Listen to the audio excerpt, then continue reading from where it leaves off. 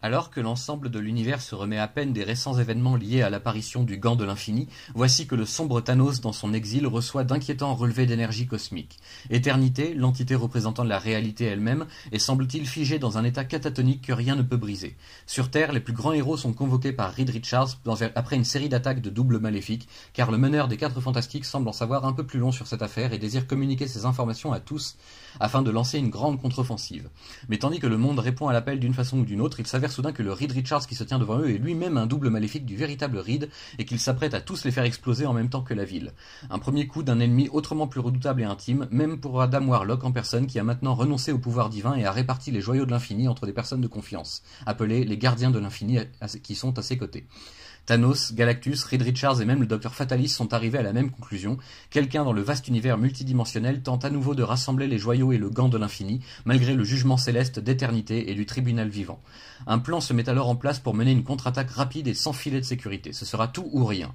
Aidés par Thanos contre toute attente, nos plus grands héros se lancent alors dans l'ultime bataille contre leur double, tandis qu'Adam fait face à son pire cauchemar devenu réalité. Une version omnipotente de lui-même, le Magus, s'emparant enfin du pouvoir absolu et l'utilisant pour refaçonner l'univers à son image. Cette fois, le péril est peut-être trop grand. Cette fois-ci, il se pourrait bien que les dernières heures de notre réalité soient venues, à moins que Fatalis, allié à Kang le Conquérant, ne réussisse à passer entre les mailles du filet et à revendiquer la puissance pour lui seul.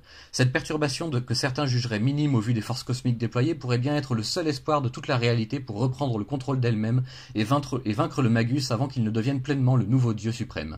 Adam devra alors faire face à ses démons de toujours et dépasser ses doutes et ses craintes, mais le pire reste encore à venir.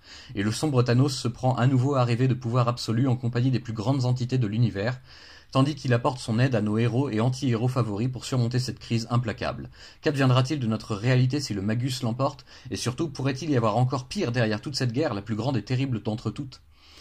Jim Starlin et Ron Lim reviennent en 92 sur l'épopée cosmique fantastique des Joyaux de l'Infini et du Gant qui les accompagne désormais, avec un second volet encore plus grandiose et encore plus étendu à l'échelle de l'univers Marvel de l'époque.